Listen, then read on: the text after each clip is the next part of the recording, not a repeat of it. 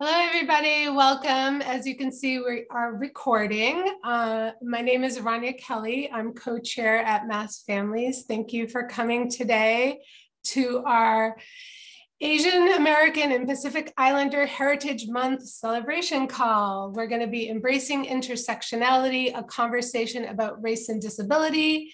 I want to take a moment and thank our sponsors, the ARC of Massachusetts and the Council on Developmental Disabilities for supporting this and helping make this happen. I also want to take a moment and do a land acknowledgement. I just want to acknowledge that currently I am occupying the Wampanoag, Massachusetts, and Pokanoket tribal ancestral lands. You are all probably on different lands, but that's why it's hard to do it virtually, right? So we are bringing you two parts today for our call, our celebration call. Part one will be an interview with daughter and mother, Arlene Leung and Xiao Yan Zhang. And part two will be a panelist discussion, and we will open it up to questions to the audience at the end. So write down your questions if you can't remember them, but we will get to them. Oh, and we will be having interpretation by Maple Zhao. So we're just going to get into it. Like I said, we're going to interview daughter and mother. We have Arlene Leung. She is a 21-year-old self-advocate. She has an internship at a document imaging service center and attends Madison Park Technical Vocational High School, where she studies life, vocational, and independent living skills. She loves music, singing, art, and in-person events. Then her mother, Xiao Yan Zhang, she immigrated from the United States from Guangdong Province in 1998. She speaks Taishanese. She has 2 children and is a stay-at-home mom. She supports her daughter, Arlene, as a personal care assistant. Now, when I want to give a shout out to Susan Oh, who introduced me to Arlene and her mother.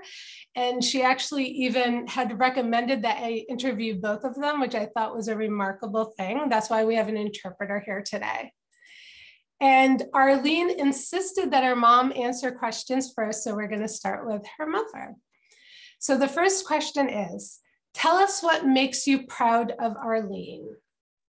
梁姨，我哋而家開始訪談你。咁第一個問題咧，想問下你，你最對你個女 Arlene 最感到自豪嘅係乜嘢咧？感到自豪呢？講過。Hello， 大家好啊！我感到自豪呢，佢將來呢，佢成為一個special 嘅輔導員啊。The thing I feel the most proud of Arlene is she want to be a special ed teacher when she grows up in the future. Oh, that's amazing. Okay, next question. Are you proud of Arlene's independence, and can you tell us a little about that? 第二個問題想問你嘅，梁姨就係你對 Arlene 而家可以獨立咁樣生活同埋學習啦，係感覺到自豪嘅方面點樣體現？可唔可以講俾我哋知一啲例子咧？即係我就係移民嚟到美國啦，又唔識英文啦。但係阿玲咧，佢自己又好獨立，佢乜嘢要問老師，要問同學，要問我哋溪南啲會員。咁啊，而家佢都學得幾好，佢乜嘢都要爭取，乜嘢都唔識要問老師。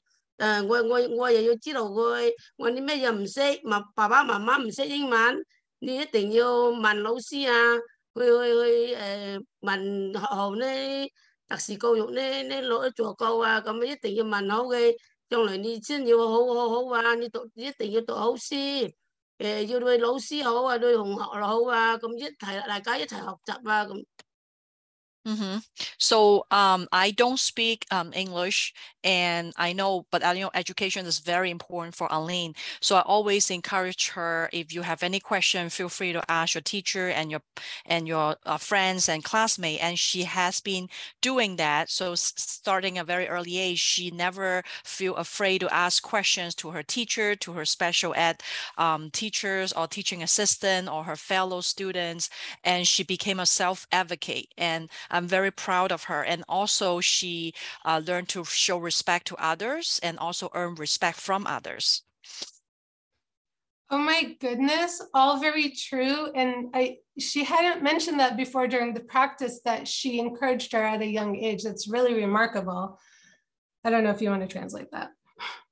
係咁，佢仲有之前亦都有提過，佢唔單止為自己去爭取，佢亦都幫佢身邊嘅其他有特殊需要嘅朋友去爭取，係咪啊？係啊係啊。Yes. I love her mom and I love Arlene. Okay, next question. What is the biggest struggle with not speaking English and trying to advocate for Arlene? 梁姨，咁我哋想問你第三個問題，就係你喺照顧Arlene 嘅過程之中，你遇到嘅最大嘅困難或者挑戰係乜咧？尤其係你唔講英文，咁但係你要幫佢爭取啲嘢嘅時候，你遇到啲咩困難咧？哇！遇到啲困難，咪一定要嗌佢嘅 project 幫我哋，咁咪係要解決嘅困難咯。So I don't speak English, but we have a bilingual case manager that help us a lot. So I encourage Arlene to communicate with her case manager whenever we have questions or challenges, and we did get a lot of help. Wonderful. Now we're going to switch to Arlene. And Arlene, if you want to comment on anything, please feel free. The first question, Arlene, is, do people think you are a good advocate? Absolutely. Well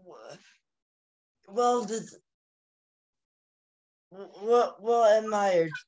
Well admired. Can you tell us why people think you're such a great actor? I advocate not only for myself, my classmates, my teachers, and the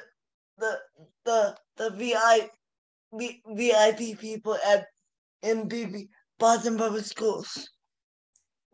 You know, Arlene, this is what really impresses me about you. You are like a superstar when it comes to being an advocate. Not only are you advocating for yourself, and I see you doing it all the time with no fear, with so much passion, like you do it for other people. I mean, we can all learn so much from you. And I just want to make a note. We did already practice these questions earlier and translated them for her mom. So we're going to skip the translation for this part. Okay, the next question. How do you advocate for yourself?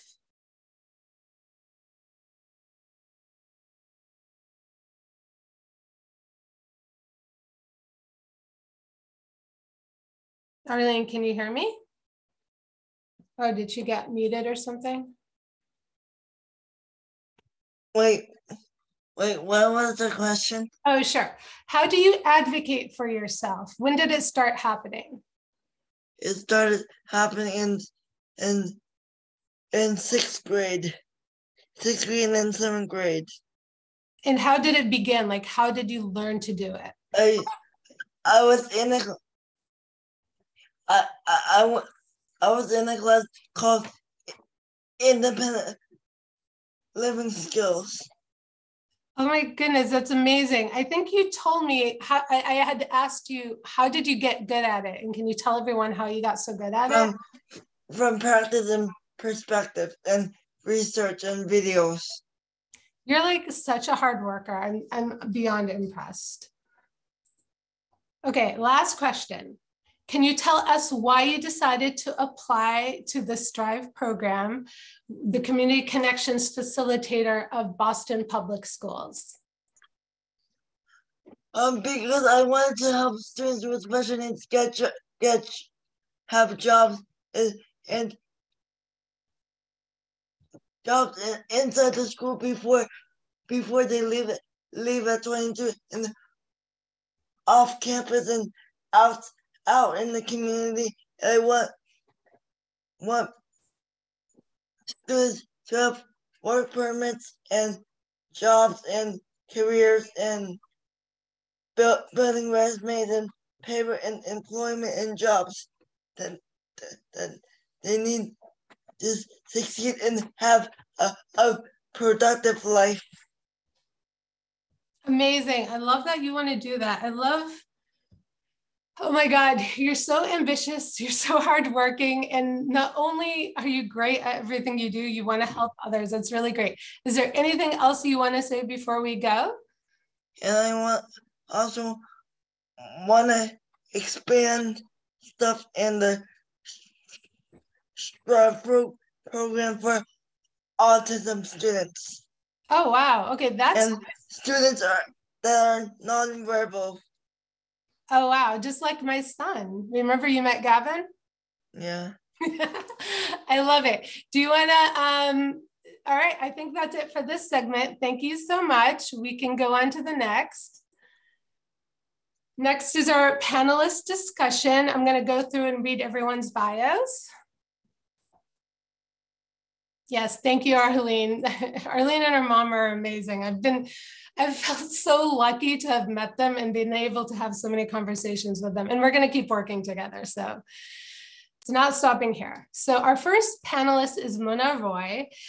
She's an intellectual property attorney and a partner at a law firm of the Handel and Moravsky, first-generation Indian American and mother of 2 neurodiverse AAPI sons, including one with severe autism and a rare medical condition.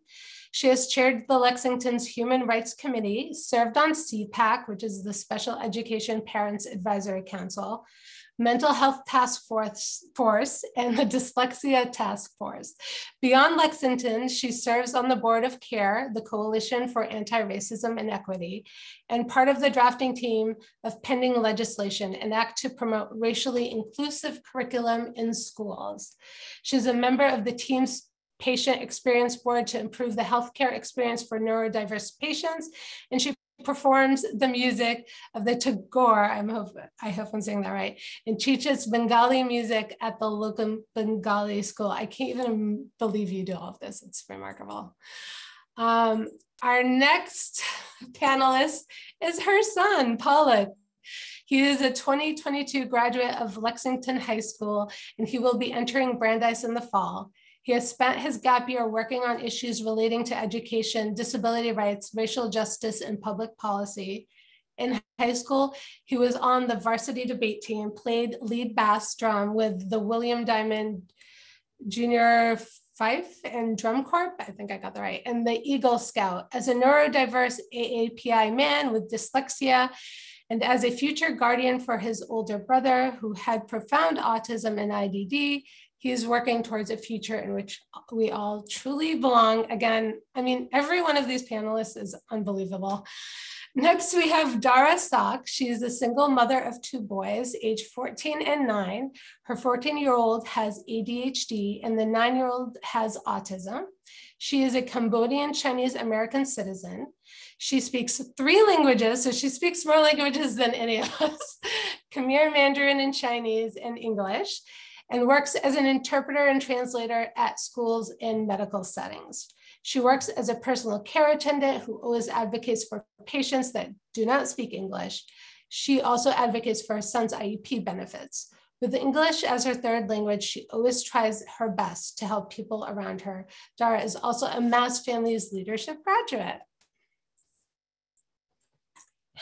Ruchi identifies as an Indian American woman and mother of 2 adult neurotypical children.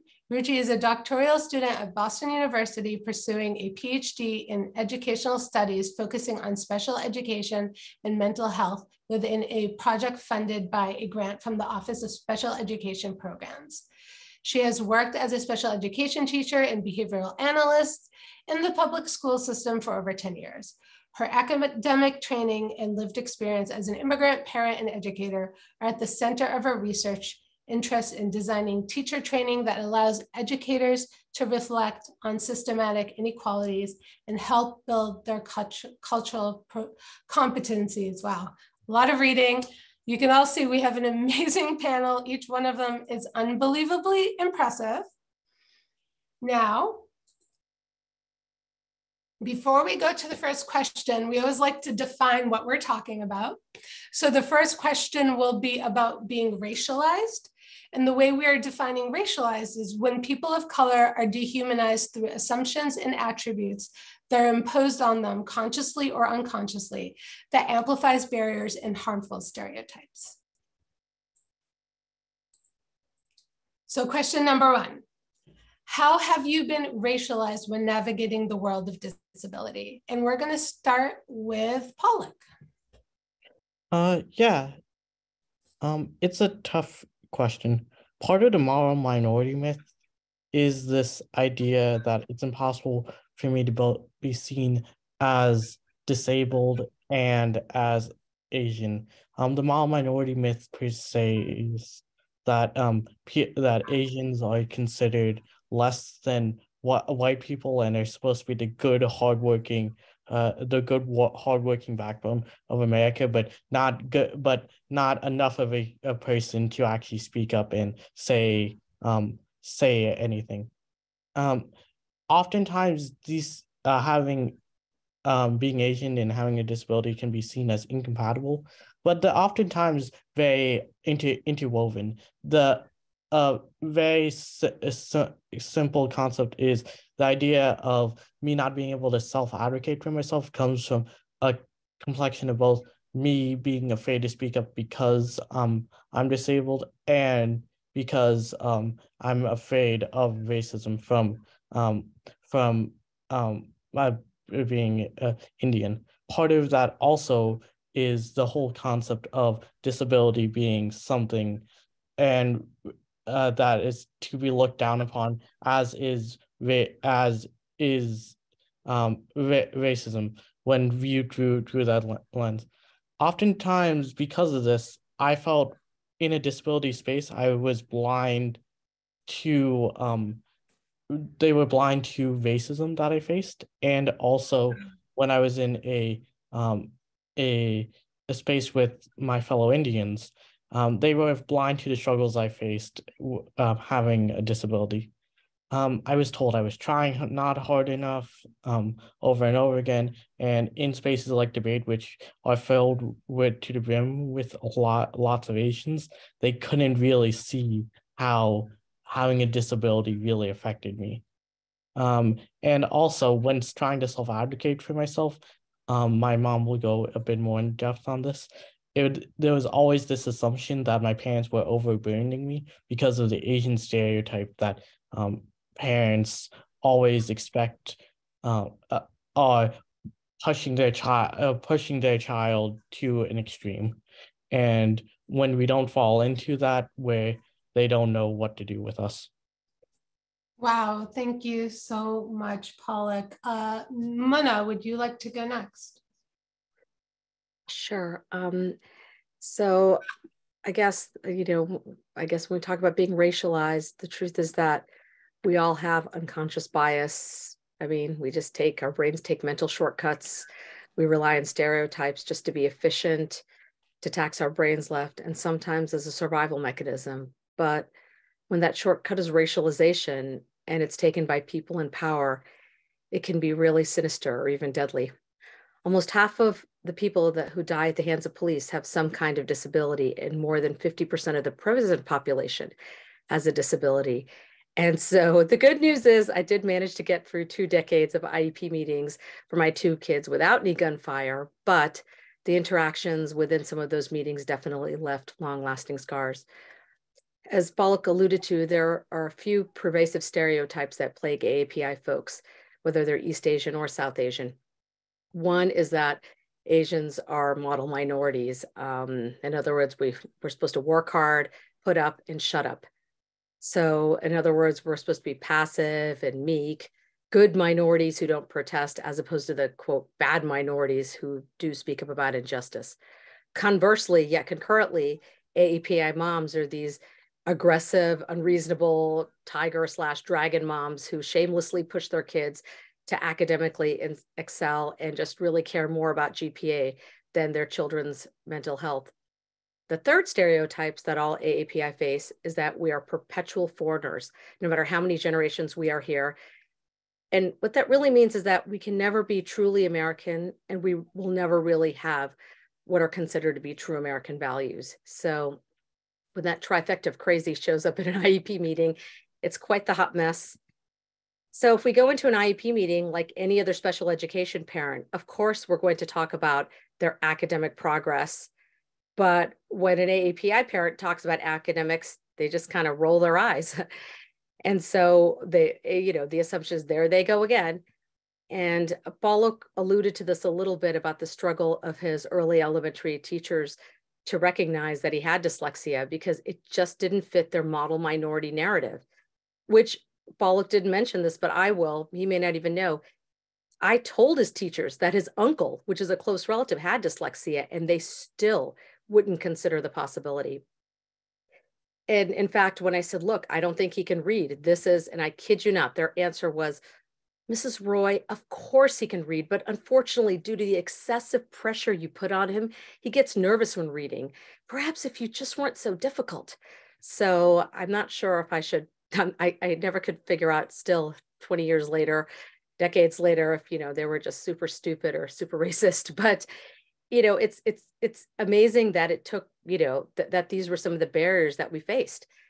And I think that racialization in a SPED space is very, very dangerous because it becomes a barrier to understanding and making progress and really working together. And I've said a lot of things about the school, but I want to really take a moment and a point of privilege and say, while the early elementary years were difficult, and of course, everybody has unconscious bias, we have been very blessed with very good teachers. Once they understood he had dyslexia, and he was very supported down the line. Anyway, thank you. Wow, thank you. I think my jaw dropped a few times while you were talking. I couldn't believe the things that you're experiencing. We're going to go to Ruchi next.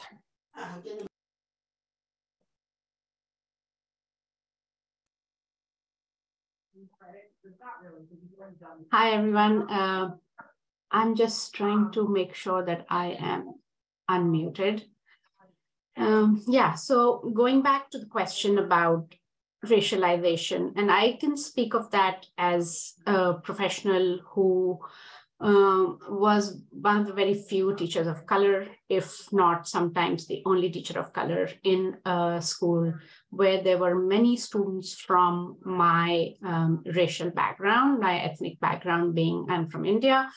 And it was a really strange dynamic, considering that a lot of people would depend on me for answering questions around differences in families. And obviously, I cannot speak to everyone's experience, but being a special education teacher, I have many interactions with special education teams, and I've often heard, I think what Mona referred to and Pollock too about the Asian minority, the myth around their the expectations. And I would often hear these people, and I think these people were, when we refer to that, and I'm going to go back to a quote that Mona mentioned, she said, instead of thinking of us as minority groups, the global majority membership. So these parents were from groups that most teachers or most members were not part of that community. And often these people was referring to them. And it was either they do not value education, or they discipline their children too hard, or they don't discipline them enough, or they have very high expectations from them, or they have very low expectations from them. It was as if there was never ever an opportunity for the parents to be seen as caring for their children or doing what white parents were doing well. And I think there was another piece which I really thought was, spoke about the racialized experience of parents, was the fact that there, the cultural differences, and I can speak about an example, is, being in multi-generational homes. Many Asian Americans and other groups may have those family setups, and those were seen as deficit, because they were being connected or compared to Eurocentric cultures. And that piece was, again, very unconscious, and it was always as if whatever is happening in that family or in that context is somehow deficient. And for my personal experience of being a professional in this field, I set a timer for myself so that I didn't speak over time. And for my personal, it was often my professional views or inputs were met with skepticism.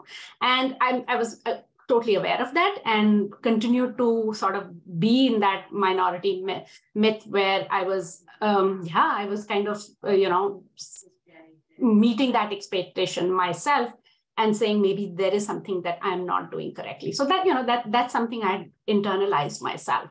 And that's something I continue to work on is to decolonize my own thinking. Thank you, Ruchi. Really, everyone is like blowing me away with their answers. Dara, it looks like you're back. Please keep your video off and let's see if that helps. So to me, the rationalization that's what I experienced with, as an Asian mother, when you go into the meeting, you can tell you have a different color from the people in the meeting. And as a mother who English is a third language, you have accent.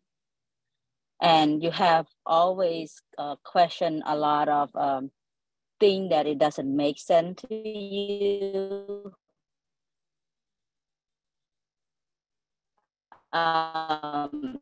So it's become you become a tiger mom, become overreact, we call over concern on the thing that the teacher already mentioned. So, for example, as an IEP that I have with the school currently, the school mentioned that they will always support and they want to take my son off the IEP, but there's no proof paperwork for the support, how many times a week or how many minutes in a day that they're gonna help my son with his special need. But then when I pull my boyfriend into the meeting for the reevaluation, I feel different. They talk to my boyfriend more, they listening to him more. And they even provide a supporting paperwork showing that, okay, this is a 504 plan for your son, and he's gonna have with the special ed with they call a social and emotional help for 30 minutes twice a week. On the paperwork, it show on that is a time, that's how many times he got this service.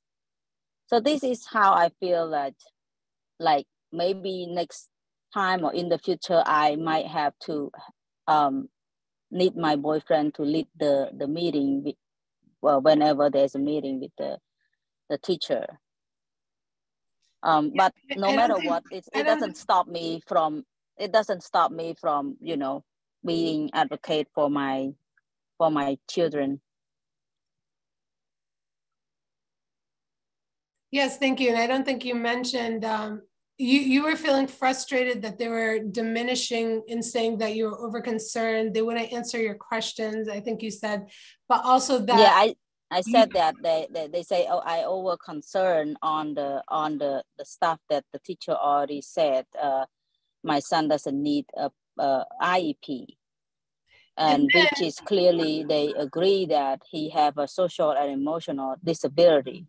Yeah. But they want to put that under 504 plan or whatever plan that just for the school, but it's not under IEP paperwork. Yeah, and I don't think you mentioned your boyfriend is white.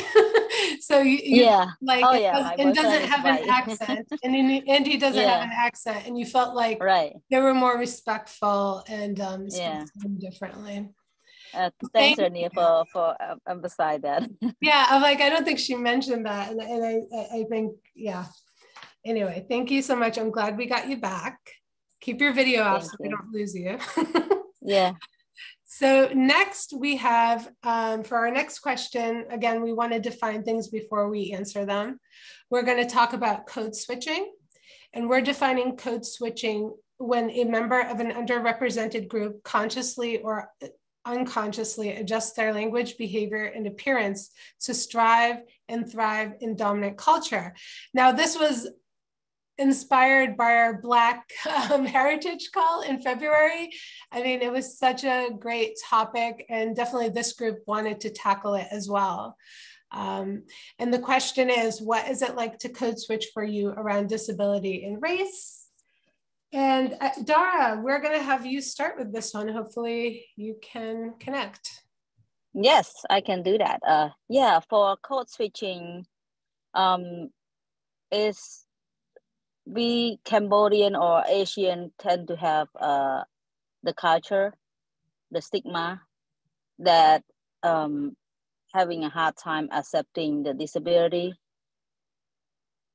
don't know what autism is, but then instead of, just asking for clarification on what autism is, but they rather, using the R word toward your children, toward your loved one who is, having a disability.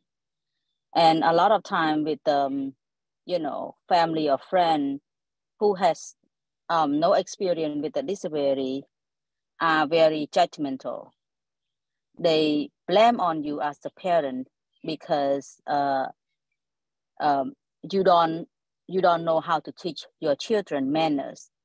So they don't see the disability. They just see that the parent have, don't know how to teach the children manners instead of the children is in need for help. And a lot of time it's made me feel uncomfortable surround by these family who very judgmental.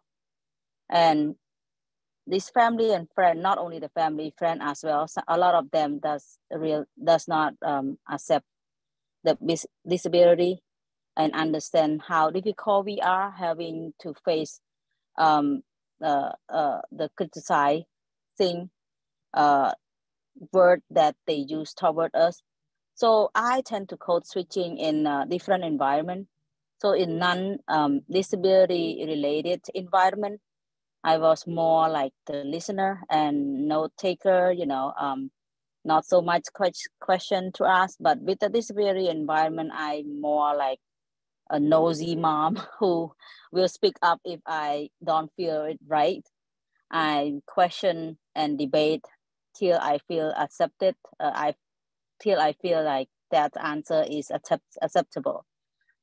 So that's about my code switching technique in different environment, different situation. Thank you. And I'm so glad we could hear you. That was such an amazing answer. Thank you. You're such a rock star. Okay, next, Pollock, would you like to tackle this question? Yeah, sure. It's kind of complicated. Code switching is sort of a complicated topic. I have sort of friends / acquaintances who are Asian who have made fun of my disability, particularly in certain spaces. Asians as a group want to be seen as powerful, as like part of this like big swing, as part of this like big swing community. Sometimes that can come from the embraceal of things like being good at school. But what does it mean to be like an Asian who feels like they aren't like an A+ student, and how does that tie into your disability? And how does that tie into disability? Disability at times can be tied into failure, and it's something that oftentimes seems to contrast with the Asian experience, and it's something that had made it so I couldn't really talk about my experience in these communities. I also had a similar problem in disabilities spaces where there was a general lack of Asians. While there were other people of color there, oftentimes they didn't experience the same type of racism I did. But when it was talking to white people, it wasn't that they weren't necessarily racist, but the problem is they couldn't really see the difference between me as an Asian disabled student and me from a white student. For a disabled student, failing to see, and because of that, I feel like it was hard to really be my authentic self. And when you can't be your complete self, you can't give a full narrative view of what you are. And because of that, you don't really you sort of have this feeling of self-hatred. And so you can't, you just like internalize that. That's like sort of a big problem. Oh my God, amazing. The self-hatred and internalizing thing, I think a lot of people feel that. So thank you for speaking that. And, you know, it's going to validate a lot of people. So I appreciate it. Another rock star. Mona, we have you next if you want to tackle this question. Yeah, I mean, even you know, it's weird.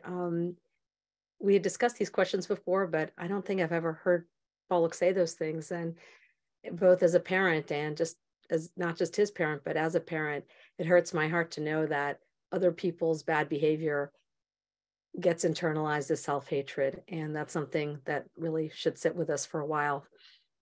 But the truth is, when you talk about code switching, I mean, we all code switch to some extent. I mean, it's called good manners to kind of go into a room and make sure that we adjust our behavior so that others are comfortable. And it's natural that when we're in affinity groups that we will gravitate to common subtopics. But I think, as Pollock alluded to, when it becomes a problem is when we have to be sort of this distorted version of ourselves to make others comfortable. And it's so distorted that it takes up so much energy that we're just pretend we're wearing a mask all the time.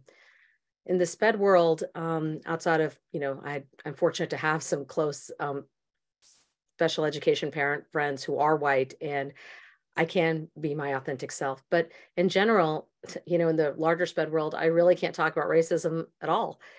Most people feel really irritated because I'm burdening their already truly overburdened lives. And so they just check out. I don't blame them. And sometimes they get into it and say, look, it's not at all the same. Our kids have it so much worse. And I really don't have the time for that kind of oppression Olympics between racism and ableism. So I either code switch or I check out. But for our AAPI community, code switching and white adjacency is not always a choice. And sometimes it can feel like a matter of survival because we're already starting from a place where we're seen as perpetual foreigners and un-American. And, you know, the pressure to be so non-controversial, there's so much pressure to kind of blend into the wallpaper. And it's such an issue that, in fact, the title of this year's WGBH AAPI month State on Race discussion was entitled The Invisible Becoming Visible. And it was really a great presentation for sure, but I thought it was kind of an ironic title for our AAPI special needs community because, as you heard from Dara and you heard from Pollock, sometimes it feels like in AAPI spaces, people would prefer disability to remain uninvisible because it can ruin the narrative that we're smart and we're successful and you can count on us because we're not a problem. So I think we have a lot of work to do in our own AAPI spaces because, I mean, if we're not supporting our most vulnerable AAPI families, then I feel like we ourselves are perpetuating Asian hate. But I'm talking about adults. Even Pollock has agency. But what about the kids that don't feel any agency at all? My sweet older son, Alok, is 22 years old, has profound autism, IDD, LKS, and he's barely verbal. He's been at group home since he was the age of 14. And even he feels the pressure to code switch. When he got to the group home, he really missed Indian food so much that he lost a lot of weight and became really skinny. So we thought, hey, let's drop off Indian food. But then he completely refused. And he said, no, home, house American food, home Indian food.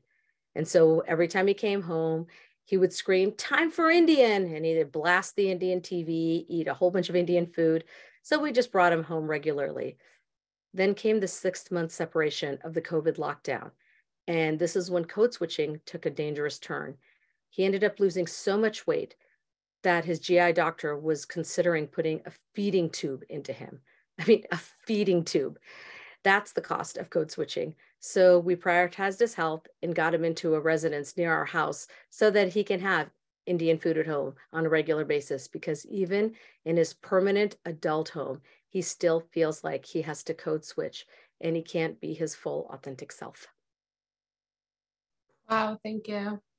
I know we had gotten into the whole, even nonverbal people code switch and how complicated that can be. Thank you so much. That was really amazing. Ruchi, can you tackle the question next? Yeah. And thanks everyone who's spoken before me about talking about this topic, because I think it's hard for ourselves to acknowledge that we do it, and that we do it to make other people feel more comfortable. And that's part of our own colonized experience, I think. And, if I draw back something that, go back to what Pollock said about never really being able to have a true narrative about ourselves, that's what it costs us to code switch. We are never really our authentic selves. And like Mona referred to in both settings, so we are code switching in spaces where we are not white enough, even though we are seen as, ones that hold more power than other people of color. We are code switching to make sure that we continue to be seen as that no problem ethnic group. And in our own spaces, we code switch so that, and especially in spaces where mental health, and it's my interest in research is around mental health, and I do see in my own Indian community how hard it has been for us as a group to accept mental health as, disability as something that it's really hard to accept. So in that space, we are code switching so that we can ignore those battles and struggles that our children are facing. Like we're just code switching constantly. And having, just going back to my experience as a teacher, I taught severe special education for 10 years with elementary school students. And I had, most of my students were nonverbal, and many of them were from Indian backgrounds. I made very close connection with their parents, and I could see how they felt a sense of comfort in having a teacher that looked like people at home.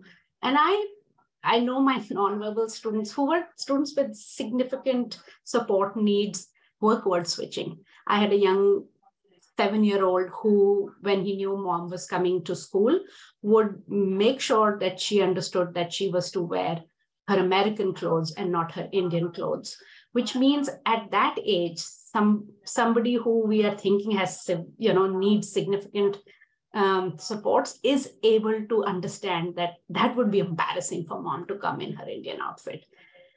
And I was like, what are we, like, what messages are we giving to them at this in implicit ways? Like, what am I also doing to model that for them? If I came in my Indian clothes as a teacher, maybe the student will feel okay about, mom coming. And wouldn't that be just beautiful? But again, I am code switching to make others feel more comfortable, because anytime I did turn up in my Indian clothes, people would ask me, is it Diwali? Is it a festival? And I was, no, like, this is me. This is what I would love to wear if you didn't feel so uncomfortable with it. And it would be so empowering for my students, not just my students with special supports, but what about all the little girls in elementary school who saw somebody who looked like mom or grandmom or an aunt, and how empowering would that be? But I'm walking that fine line between code switching and being a professional. And again, like Mona mentioned, her son's resistance to Indian food because he and like students in my own classroom could tell that there was a lack of acceptance for that food. And I know that I talked about this with my support staff. And I said, when, we all little children open their lunch boxes, they can tell that when a lunch box of a white student is opened, how you react differently than when the student is. And even though they're nonverbal, they're understanding that something is seen as better and the other one is seen as deficient. So even at that very informal lunch setting, we are sending out messages.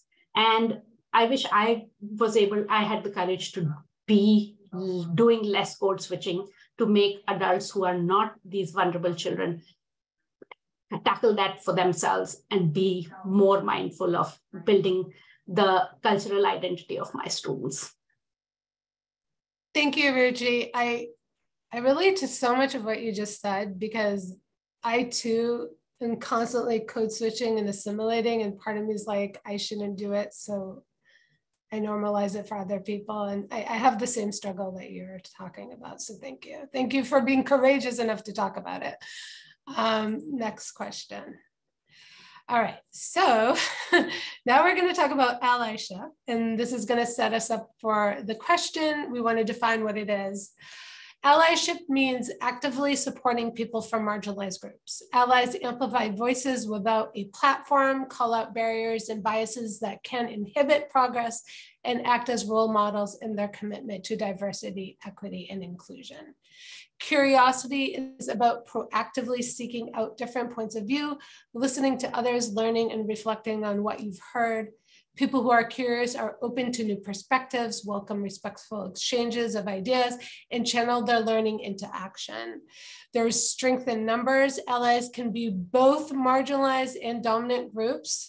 And it is more than just putting a sticker on your car or just listening. It's being not comfortable. It requires courage and commitment towards the cause, just like we were saying earlier, like not maybe code switching because it's less comfortable. But so here is our final question. And after this final question, we will open it up to, we'll stop the recording and open it up to questions so people can feel more comfortable being open and ask questions and not be recorded.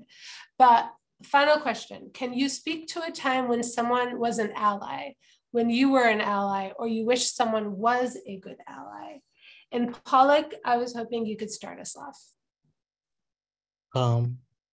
Allyship is about being able to sacrifice even something small to help reduce discrimination for a marginalized group that you are not a part of.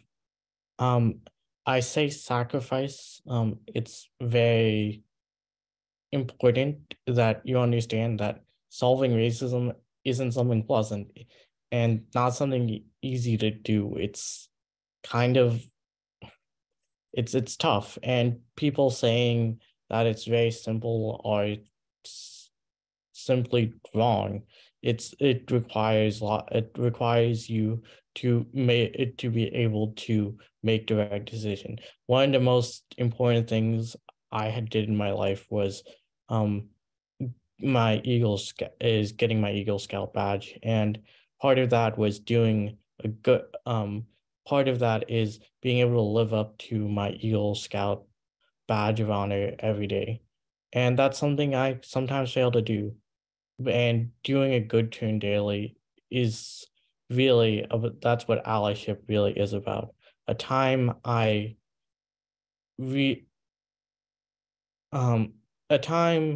that someone was a good ally to me was when I forgot to take my meds. Because of that, there was sort of a struggle, and someone spoke up for me and explained what was going on to an adult, and that was good because part of my struggle as someone who has a disability that affects my neurological profile is being able to explain myself. So having someone explain that for me was really helpful. A time I wish someone was more of an ally would be, I wish someone spoke up for me when I was sort of feeling discriminated discriminated against when people were making sort of fun of me for my study. I wish someone had the guts to say, like, no, this isn't right. And I guess no one really did. And but it's whatever. But I really wish someone had did that. Thank you, Pollock. You are so amazing. Every time you speak, it's unbelievable. Dara, you're next. Do you want to talk about allyship? Yeah. I am impressed when Pollock talked. I didn't notice that he have stutter at all. He's pretty good. Good job, Pollock. So allyship to me is to guide, to encourage, and to help communities speak up, and to know their right, to teach them that they have the right to do things that they want to do. And again, with the culture and the language barrier, I like to bridge the gap in the communication. Speak up. Ask them to speak up, or you will not get what you wanted. I always say, if you speak up and you still don't get what you want, at least you get your voice heard. So I've been my own ally ever since Tyler was 3. Seeking the right to get him the early intervention program and stuff. So being a single mom, I have to be my own ally and for myself and my children. Either in court, in school setting, and family setting, and always, very positive and encourage people around me to be speak up. That's the main part of the culture. In our culture, in our traditional, we tend to be shy, afraid. If we talk, if we speak up, this person or that person would criticize about our life. Or if you the stereotype will bring us down. But if you're afraid on that stereotype or the stigma around us, we would never reach our goal. That's something that I always tell my community, to be strong and to be strong and willing to speak up. That's the main part as an ally. I always mention that we are in the state now, don't, put yourself in the country that you're coming from or you're born. You have to be in the state. We have equal life, equal right to do things. And let's do anything that would benefit your children, physically and mentally. I have to encourage and support parents to attend all the school meetings, community gathering or school discussion group, and make them speak up if you feel not right. Ask for interpreter. A lot of us have, language barrier. We have the right to ask for interpreter.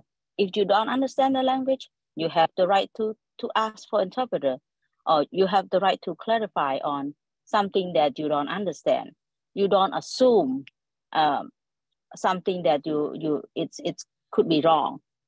So I support parents with disability children to fight for what they need to know and what benefit them and what benefit the children in the long run, and ask them to seek simple understanding language. If you feel like asking for interpreter is too much, seeking, can you simplify the word? Asking those questions. Simplify, but not just, don't have to make sure that they don't use insulted language to you. Let them respect your culture. Tell them this is the culture that we live in. So we have to take time to adapt to, this situation as a parent who have the children with the disability.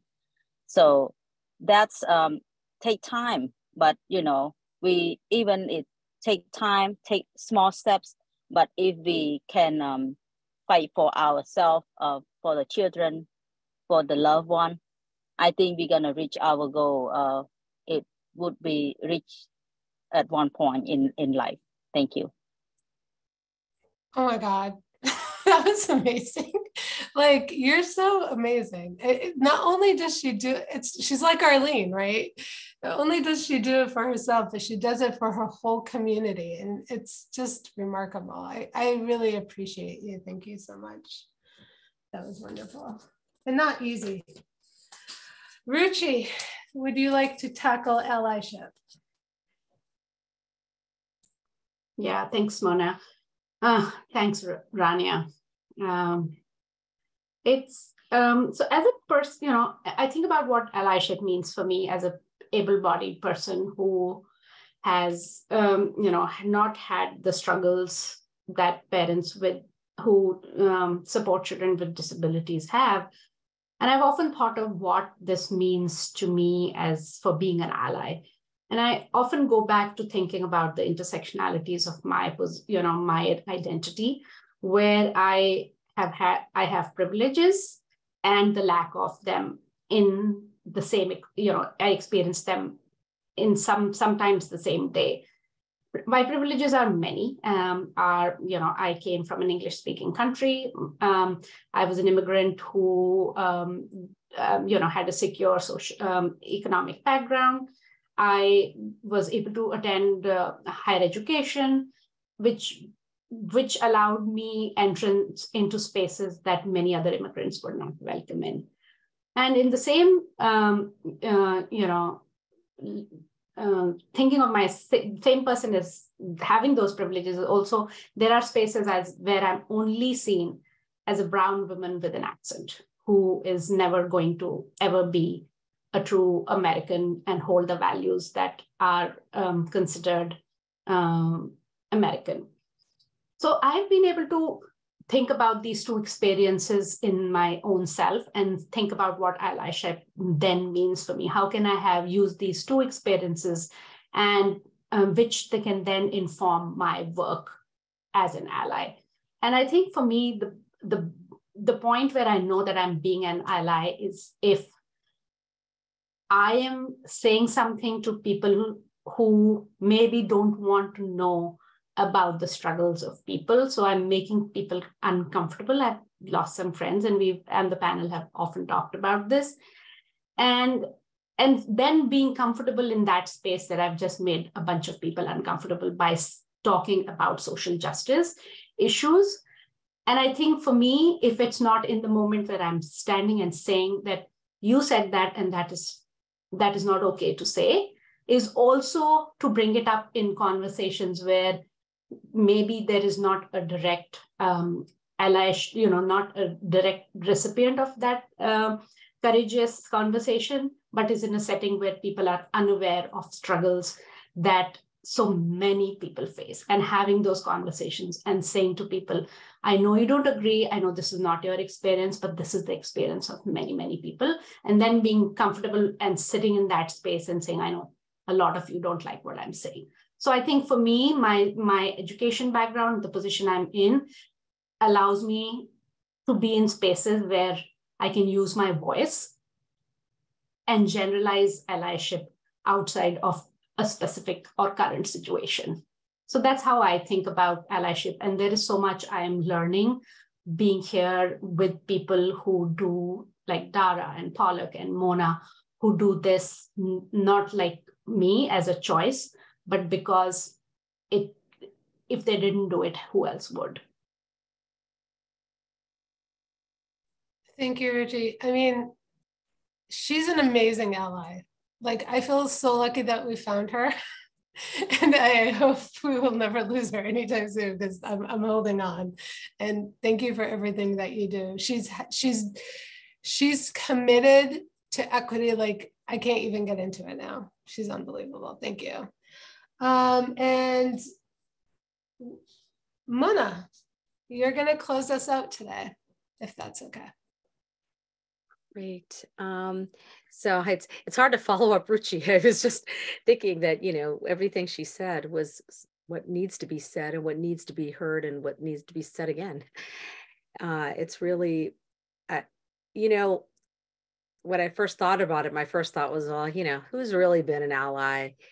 You know, who's been an ally in a sense? They don't really understand the full extent of my experience. So, and then I, you know, listened to everybody else's comments about allyship, and I do want to really say that I'm not sure if the word ally fits in, but as listening to Ruchi made me think that there are many, many points where the teachers, the special education teachers, the gen ed teachers, OT, speech, there were so many people in these IEP meetings, which were, I mean, mostly all white. I don't really remember any people in the IEP room, except for us that were people of color. But nevertheless, I would say that, I don't know if the word allyship is the correct term, but if you go by Pollock's idea of, you know, making a sacrifice, I think a lot of educators put themselves out there on the line. I'm listening to Ruchi, I mean, and they really advocate for their students to get the services that they need, and more importantly, to be seen as more than what these IEP goals tend to define them as. And certainly, I think the many, many wonderful educators, service providers over the years who supported both of my children in seeing them as more than a legal obligation and seeing them as full human beings, they certainly showed allyship. For me, a lot of these problems are very systemic when we talk about the intersection of race and disability, particularly in AAPI spaces. I think we've talked about code switching. I touched on the need, the struggle of feeling like you need to be white adjacent because we have to be power adjacent. But I guess I'm hoping that the conversation will move from allyship to being co-conspirators in dismantling these systems that oppress all of us. The truth is that if we continue to perpetuate systems where there's a hierarchy or we make ourselves feel better because someone feels worse, we're really only hurting ourselves. And I really hope that I appreciate the idea of allyship, but I don't know what allyship does for the long term. In the short term, you know, I love T sympathy hug. I'm really fortunate. I have, you know, we get a lot of support here in many ways in many social circles, but I think, you know, post 50, I just really want to have some co-conspirators. I just want to have some co-conspirators with me who are willing to risk their social capital and get out there and say, no, it's not okay. I mean, what Pollock said, that no one said something about stuttering. I mean, that's crazy that we still live in, you know, 2023 and no one said anything, let alone that people thought it was okay to make fun of that. It's important that we all have skin in the game. And I listened to Ruchi, who was really courageous as someone who works for the school systems, to say, yes, there are problems. And yes, I call them out. I mean, hats off to you. And, you know, hats off to you, because you don't have to. You could just stay silent, but instead you've chosen to put yourself out there and say, no, I see something, so I'm going to say something. And if we all do that together, then we won't really have to have a discussion about allyship anymore. We'll be talking about co-conspirators and working together to make a world where everybody really belongs. And it's not just important for AAPI and disability spaces. This is about everybody, including a lot of these questions, as Ronnie alluded to, not the questions, but the discussions. We listened, a lot of us listened to the Black History Month presentation, and I'm looking forward to a day when we're not relegated to, you know, our racial identity being important 1 month, you know, 1 month a year, but that we all get together and talk about how we make this world better for everybody across all demographics. Thank you. There's so much in there that I could respond to, and I don't even know where to like focus. Go ahead, it's just us. Some of these people are saying similar stuff towards my job title anyways, special education. Wonderful. Guess what, Arlene? We're done with the questions, with the panel part. We can actually stop the recording. So Rachel, go ahead.